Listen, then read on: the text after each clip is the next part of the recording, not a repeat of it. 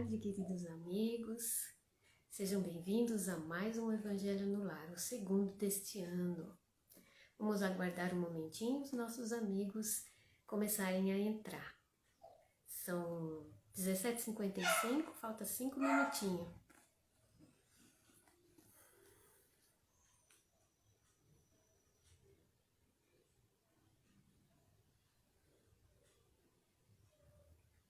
Vamos participar do nosso Evangelho, nosso culto no lar, para trazer mais paz, harmonia dentro do nosso lar, na ambiência da nossa tela mental também, seguindo o Evangelho de Cristo. Opa, tá chegando uma participante.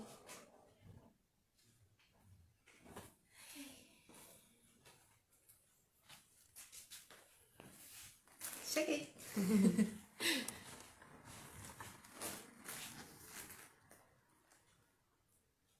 Boa tarde, José, seja bem-vindo. Vamos orar juntos, né? Oi, Graça, pede para entrar.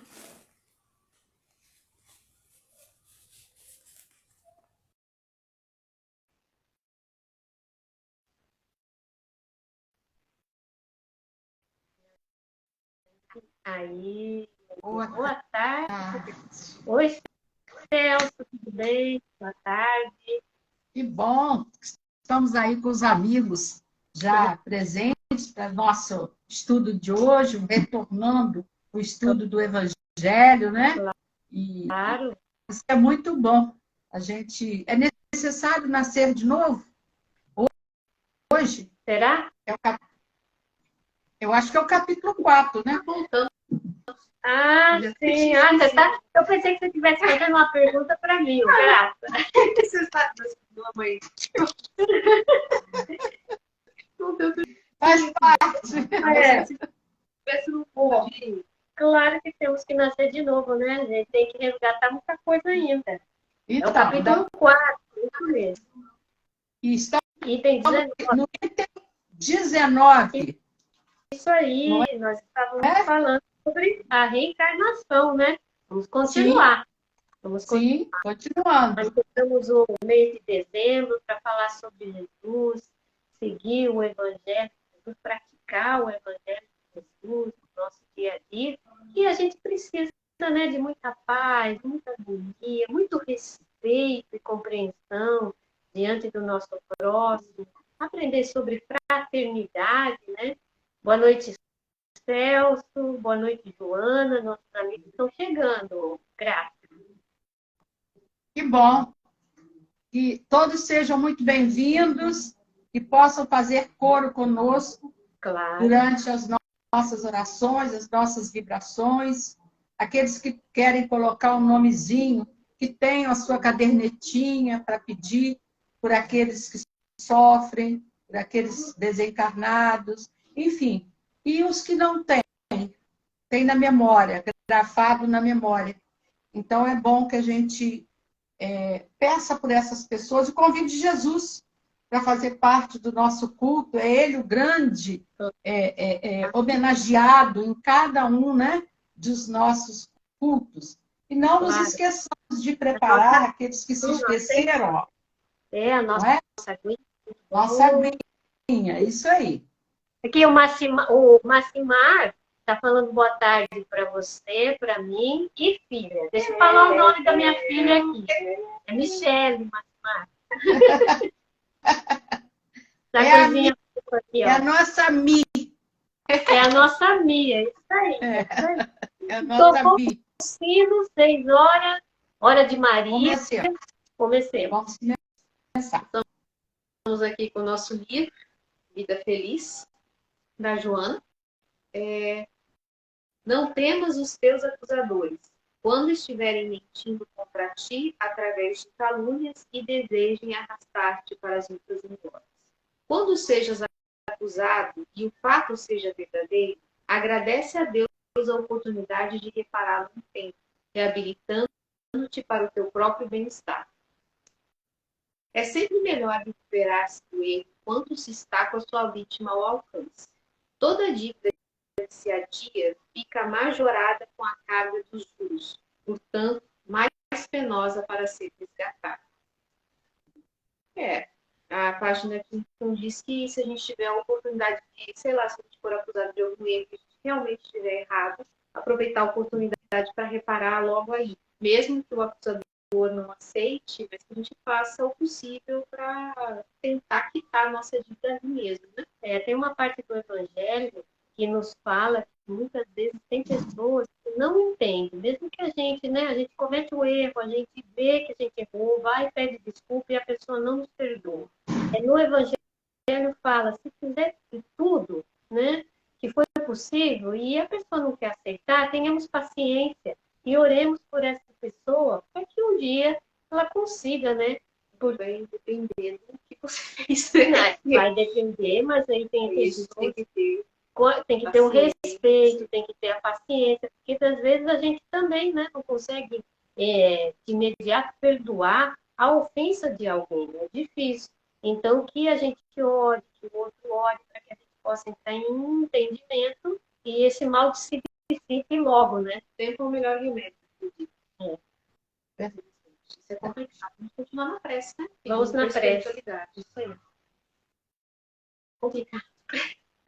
Bom, bons amigos espirituais, que nós possamos estar com vocês mais início iniciando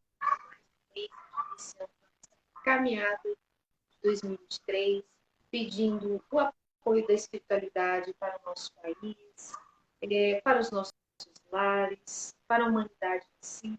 Que os bons amigos possam visitar cada lar que aqui está reunido para discutir e pensar as palavras do Mestre, os ensinamentos do Cristo. Muito obrigada pela oportunidade que nós temos, que assim seja. Graças a Deus. Então vamos lá. Vou ler o item 19. Olha, deixa eu ver aqui. Tem bastante pessoas que escreveram para nós. Perdão. Deixa eu ver. Aproveitar, o Celso está falando. Aproveitar o momento e vibrar por aqueles nossos irmãos que estão causando situações lamentáveis no Distrito Federal. Claro, Celso. Nosso evangelho será para a paz, para o bem, para a harmonia diante de todos. Olá, Ferrari, Massimar, boa tarde, Michel. Então, vamos dar continuidade, quem quiser, o nosso evangelhão, tá? Evangelhão. E vamos seguindo para a gente poder discutir. Quem quiser participar, por favor, escreva, que a gente lê, a gente tenta, né, esclarecer e discutir aqui um pouquinho. O horário é pouco, mas o coração é grande. Vamos lá. A união e a afeição que existem entre pessoas parentes são um índice da simpatia anterior que as aproximou. Daí vem que, falando-se de alguém cujo caráter, gostos e pendores nenhuma semelhança apresentam com os dos seus parentes mais próximos, se costuma dizer que ela não é da família. Quer que para aqui ou continua? Graça. Não, pode continuar. Tá. Dizendo-se isso, enuncia-se uma verdade mais profunda do que se supõe. Deus permite que nas famílias ocorram essas encarnações de espíritos antipáticos ou estranhos, com o duplo objetivo de servir de provas para uns e para outros de meio de progresso. Assim, os maus se melhoram pouco a pouco ao contato dos bons, e por efeito dos cuidados se lhe dispensa. O caráter deles se abranda, seus costumes se apuram, as antipatias se esvaem. É desse modo que se opera a fusão das diferentes categorias de espíritos, como se dá na Terra com as raças e os povos. Interessante, né? Interessantíssimo. E eu fui pesquisar um pouquinho lá no livro Caminho, Verdade e Vida, psicografado pelo Chico Xavier e pelo Espírito de Emmanuel. E Emmanuel realmente nos traz, assim, de uma forma bem lúcida, essa questão da família, das desavenças, dos amores familiares. E ele, nesse livro, ele faz uma distinção de dois conceitos, família e parentela, né? Então, a família é um conceito mais profundo. Ele diz lá, está relacionado ao símbolo eterno dos laços de amor. Então, quando nós estamos numa família, com pessoas, né, com a nossa parentela ali, né, que nos une, alguns são muito chegados a nós. São pessoas que compreendem os nossos erros, que nos perdoam, assim como nós também temos uma facilidade muito grande de convivência com essas pessoas. Aí é o eterno laço do amor. Ele não se corrompe, ele não se desfaz. O pior que estejam as circunstâncias envolvendo aquelas pessoas, há uma união que dissolve qualquer extremismo que haja. Essa é a família. A parentela tem a ver com as vicissitudes que passamos para corrigir os nossos erros. Está lá no livro Caminho, Verdade e Vida. O cadinho de lutas em que devemos diluir as imperfeições dos sentimentos, fundindo-os na língua divina do amor para a eternidade. Então, o conceito aí de família é muito mais amplo, muito mais próximo do conceito espiritual, né? Então, quando nós reencarnamos com espíritos que pertenceram à nossa família, que foram conjugando conosco, tirando as arestas, as dificuldades, e eles vêm nossa família, nós nos damos bem com eles. Mesmo com os nossos erros, os erros do outro, nós conseguimos manter a fraternidade. Mas quando é apenas uma parentela, ela é temporal, não é? E ele diz ali, né, no Evangelho segundo o Espiritismo, que alguns espíritos mais voltados ao mal, às vezes vêm numa família fraterna, humilde, caridosa, para que ele possa aprender a desenvolver esses sentimentos, esses hábitos com aquela família.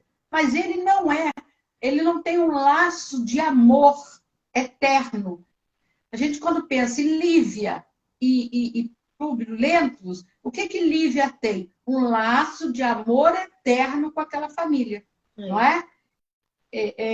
Agora, quando você vê outras situações aí de famílias que um mata o outro, rouba do outro, explora o outro, aquilo ali é uma parentela, que é temporal, o tempo vai dissolver, não é? Aquilo ali foi feito para nós. Oi?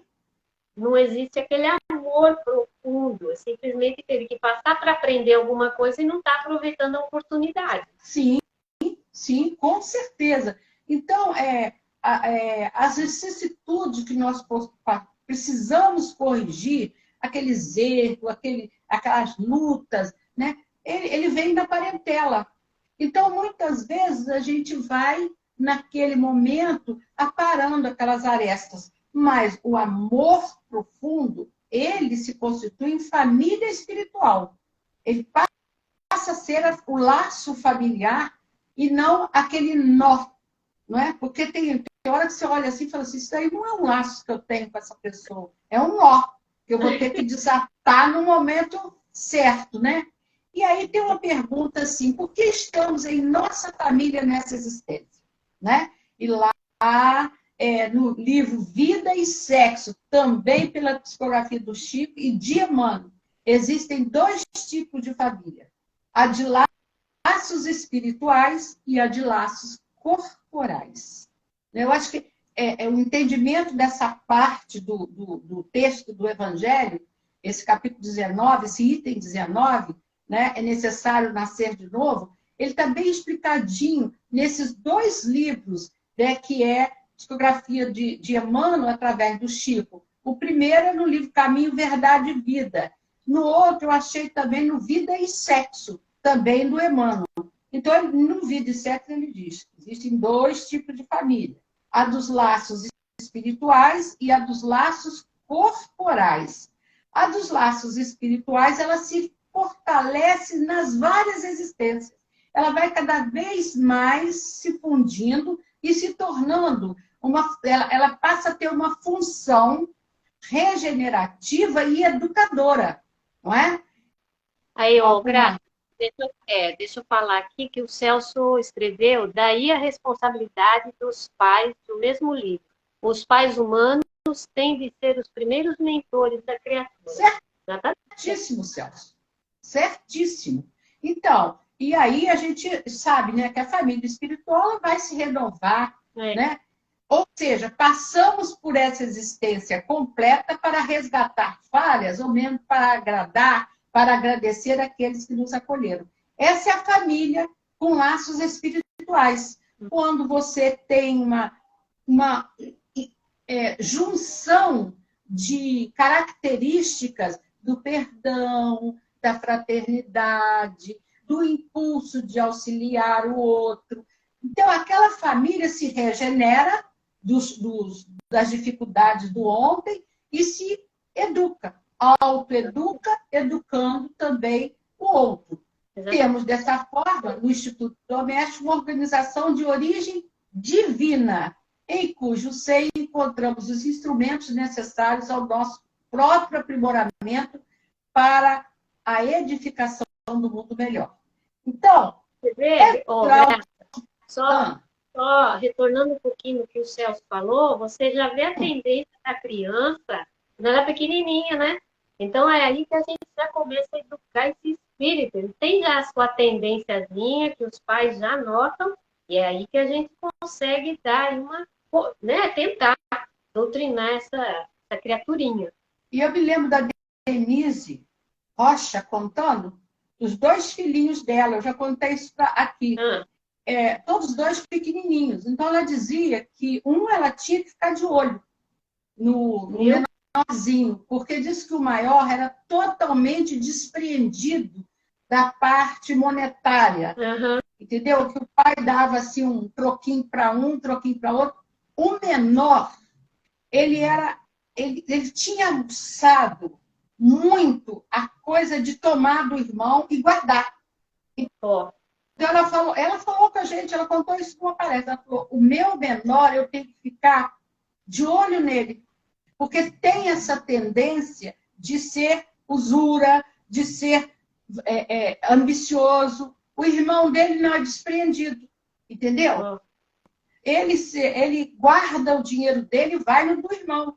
Ele está sempre pedindo, ele está sempre guardando o dele. Olha só, quer dizer, ela observou que o filho menor é ambicioso, o maior é despreendido. Então, ela falou, eu tenho que educar cada um com uma visão diferenciada. A gente fala assim, eu educo meus filhos, eduquei todo mundo igual. Esse deu para isso, esse deu para aquilo. Não, a gente não educa igual, porque um é afável, é carinhoso, é obediente, é tranquilo, é fraterno, está sempre a seu lado, está sempre, né? Mesmo quando reconhece um erro. Pois é, né? Então, a gente não fala nada, Catarina deixa para lá. Então, e tem um outro que está sempre debatendo com você, está sempre... não é assim. Não tem? Você fica assim, o tic-teco fica até fazendo isso. Então, isso não é na minha família só, não é na sua família só, é na de todos que estão conosco e que irão depois assistir. Sempre haverá aqueles espíritos que são introduzidos, ou porque nós falhamos com ele no passado, ou porque também precisam aprender numa convivência ideal, numa família mais tradicional, ou numa família mais, uma visão mais aberta, algo de bom para que eles possam evoluir. E muitas vezes é uma passagem por aquela família. 1 ou 2 reencarnações, depois segue adiante. No livro nas Memórias de Dona Ivone Pereira, a gente vê que Gaston e outros continuaram com ela, enquanto alguns ficaram pelo meio do caminho, não faziam parte da família espiritual dela. Apareceram num determinado momento, tanto para ensinar quanto para aprender, não é? são como nós fôssemos alunos. Quantas vezes a gente que é professora dá aula e chega ao final do ano, você vai entregar sua turma para outro, você tem aquele sentimento de perda de um aluno querido, de um aluno sabe, que conjugava com você o verbo amar, o verbo compreender, né? O verbo participar. Enquanto outros, você leva a sua missão, mas vai com Deus, né? Segue adiante. Segue adiante. Vai fazer outros aprendizados com outra pessoa. É assim a vida, não é? Então, na família, é natural que hajam conflitos, raros são os lares completamente harmoniosos.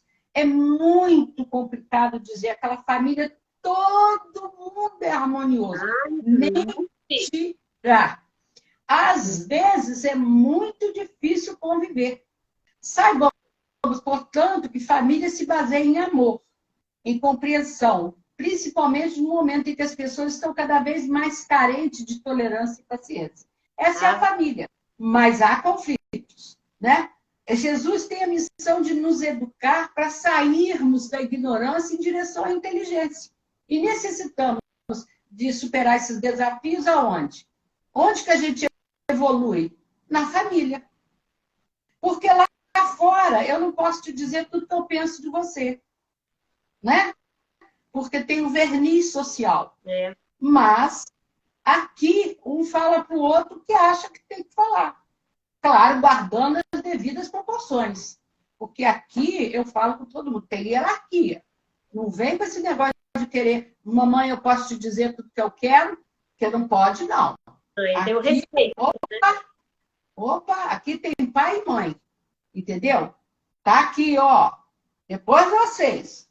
Aqui quem fala primeiro somos nós. A gente pode até ouvir, mas cuidado com a maneira com que você vai se colocar. Que tem que haver respeito, não é? Então, esse negócio de dizer eu quero ser o melhor amigo dos meus filhos. Eu não sou a melhor amiga dos meus filhos, eu sou mãe dos meus filhos.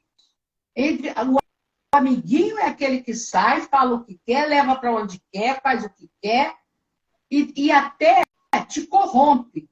Porque muitas vezes você precisa dizer não. E é porque amiguinho diz sim. Não. Eu não sou amiguinha dos meus filhos, eu sou mãe dos meus filhos.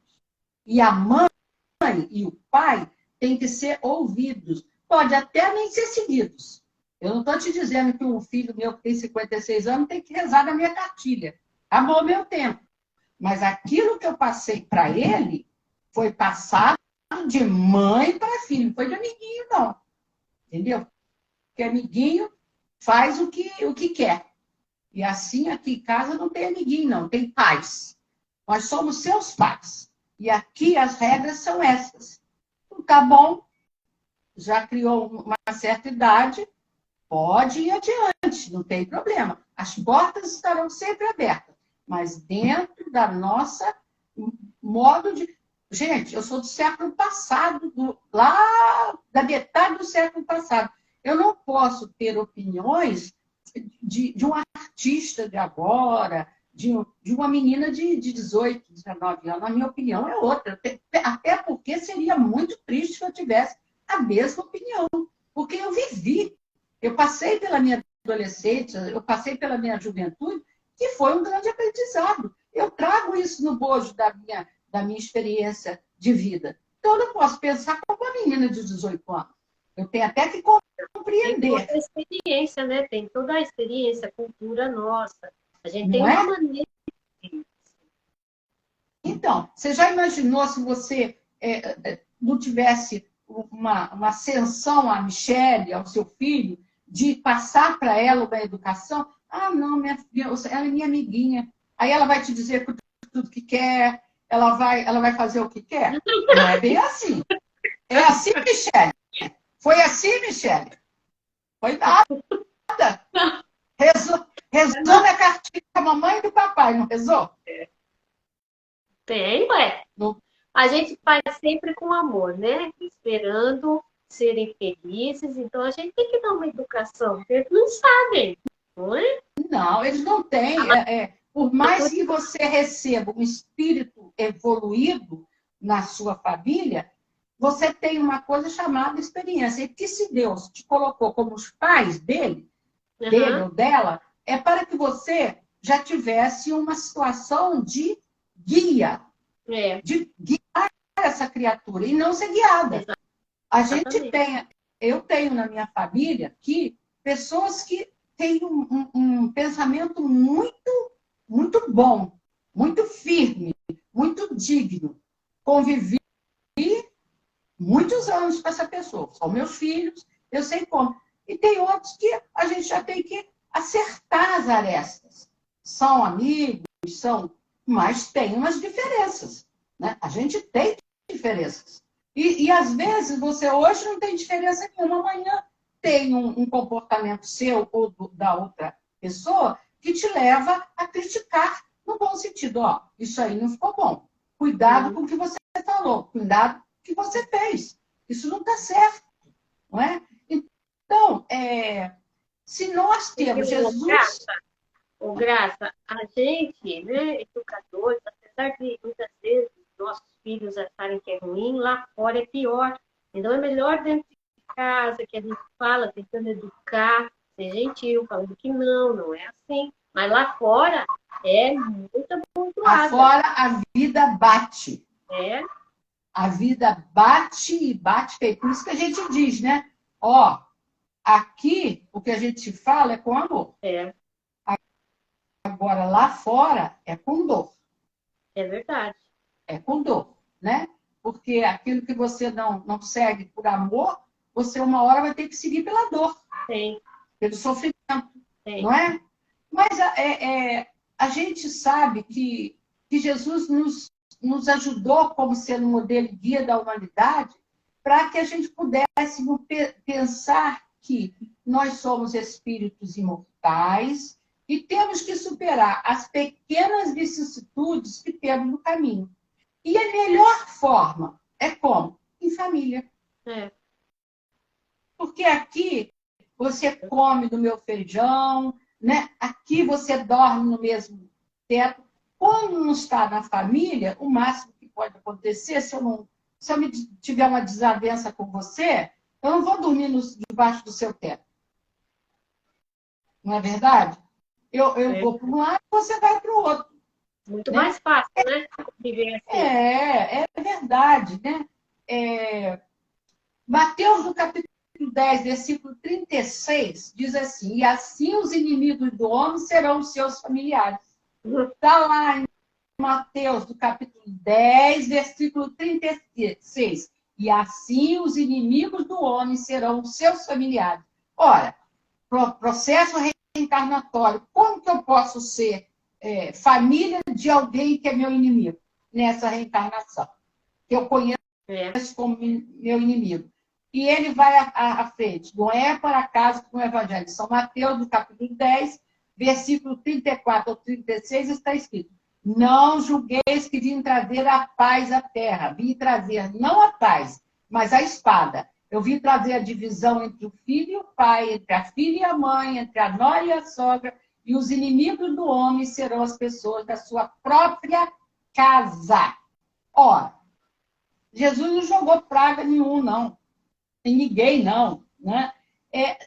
Não quer dizer que as pessoas da nossa casa sejam más, boas ou mais. O problema não é esse.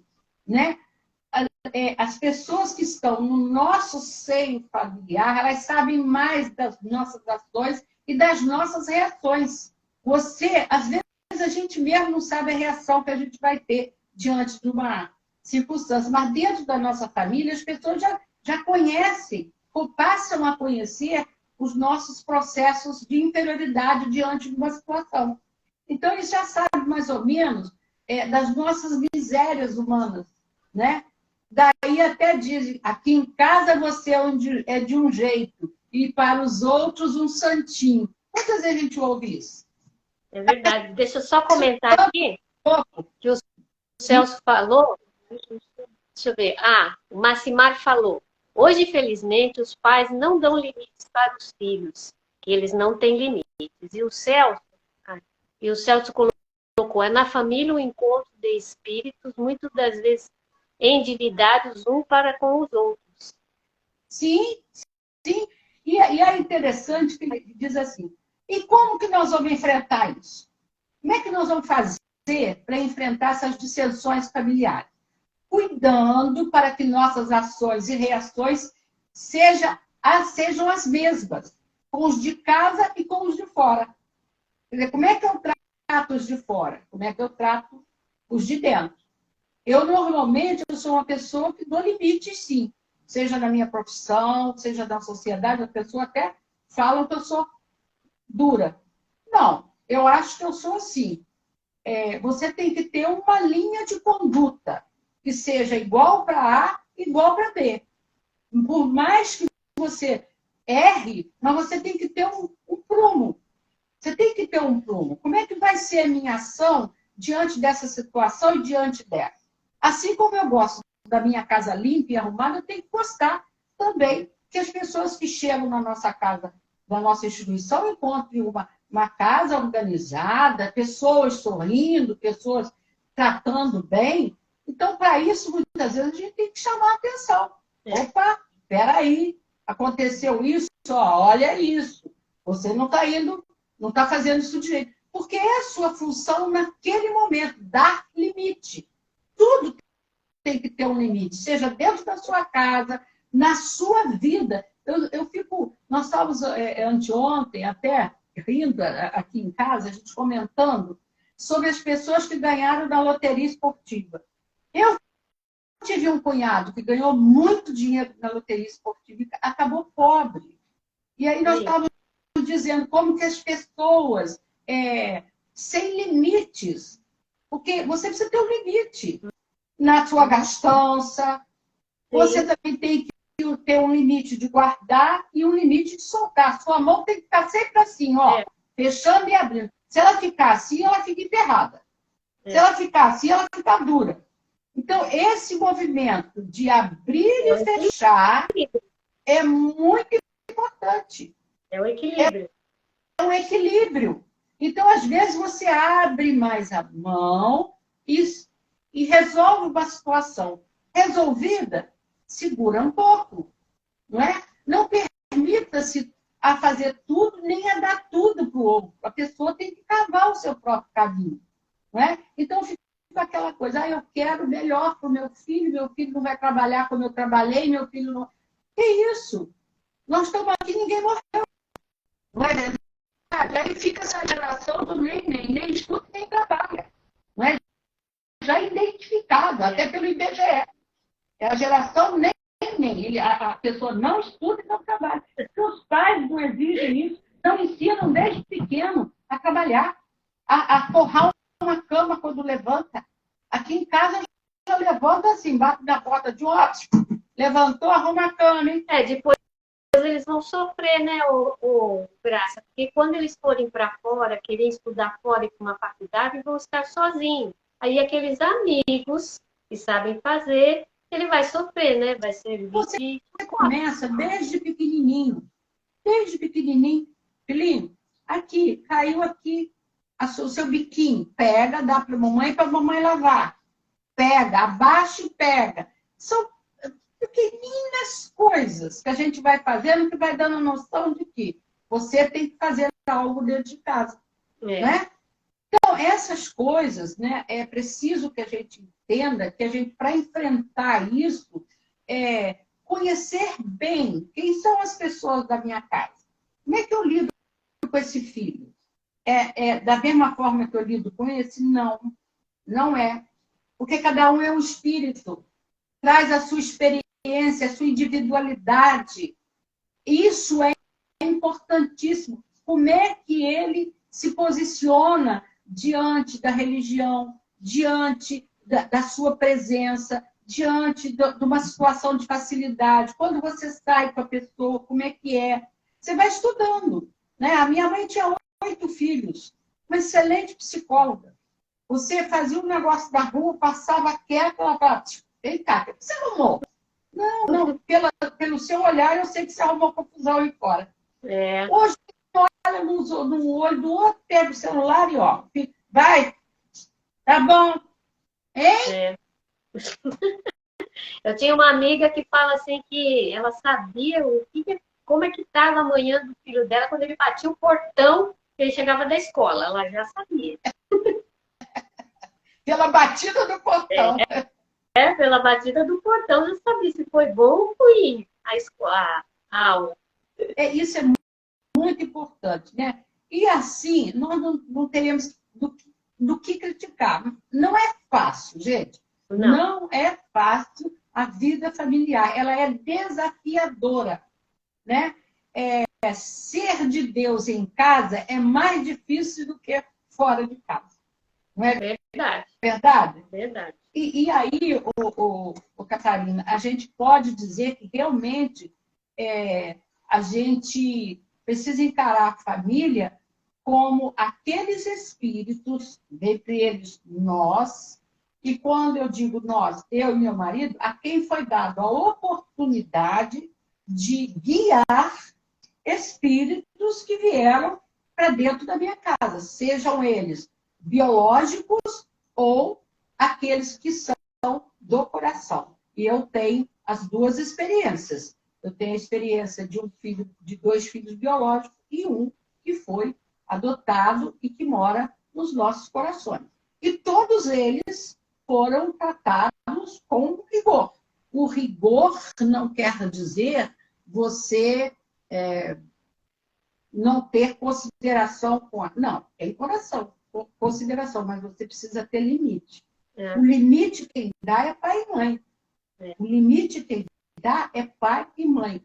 Hoje, pela educação deles, às vezes, eles nos dão limite. Porque nós já estamos numa fase, meu marido com 82 e eu com 75, de achar que nós podemos fazer determinadas coisas e já não podemos mais. Outro dia eu estava trepada numa escada aqui, e aí meu neto veio e falou: o que a senhora está fazendo aí? Eu falei: não, porque eu vou tirar aqui, eu vou botar uma luminária aqui. Não, a senhora vai descer agora. Olha só. O neto, hein?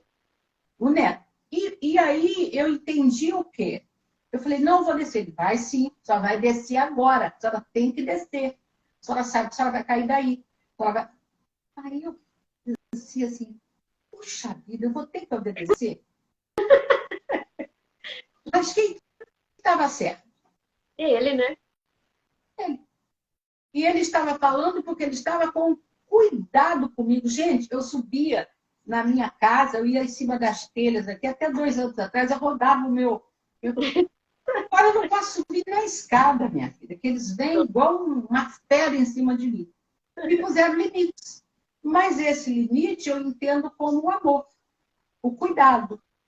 Então, essas coisas assim, a gente tem que ponderar dentro dos nossos lares.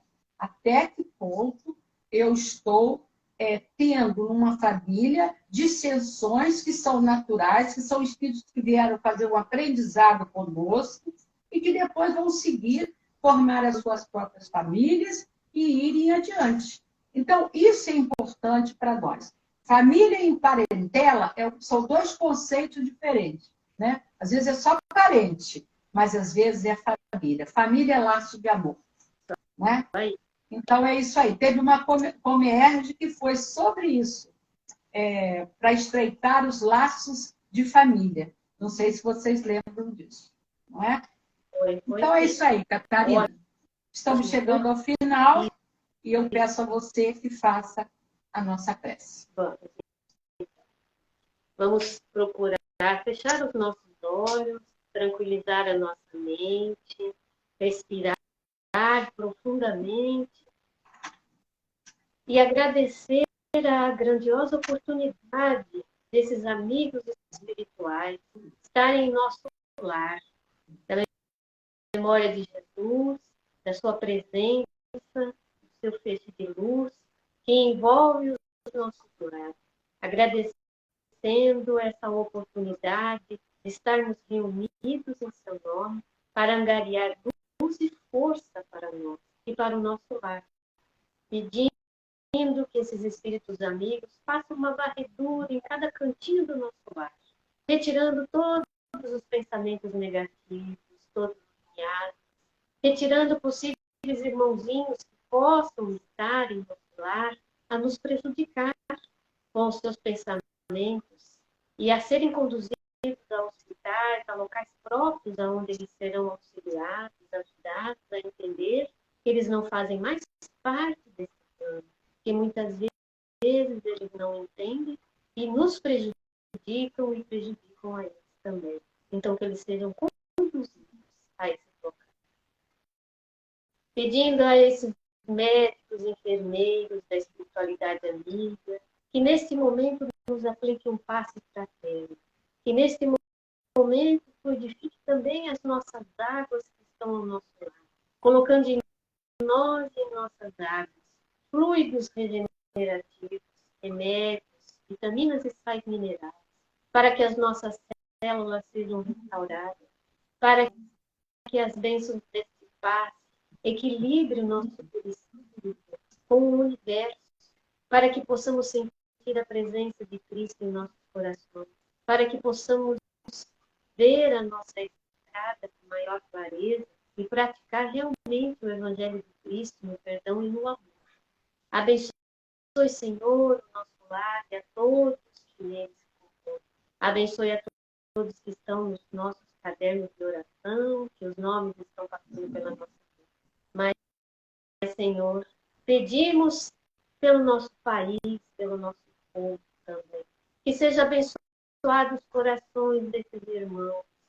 Que eles sejam, Senhor, intuídos em pensar em Jesus, para que a fraternidade, o respeito e o amor prevaleçam. Ajude, Senhor, aos nossos governantes e a toda a nossa para que Jesus faça morar em sua mente, para que eles possam, Senhor, serem incluídos e serem abraçados pela nossa Mãe Maria, aonde nos perdoa, aonde nos abraça e nos consola.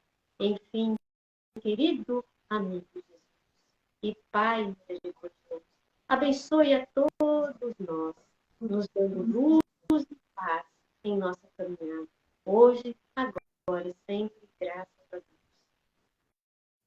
Sim, seja. Graças a Deus, Senhor, e graças a Deus a todos os irmãos que nos assistiram, que estão conosco, né, Graça? É muito bom. A gente manifestaram, né? Se manifestaram, é isso aí. A gente fica muito feliz pela participação de todos. É uma coisa muito simples, é uma reflexão rápida, mas que eles possam nos ajudarem sempre nas reflexões. Muita paz a todos, uma boa semana. Uma boa semana a todos. Tchau, gente. Tchau, Graça. Beijinho, gente. Tchau, tchau, querida. Beijo. Fiquem com Deus.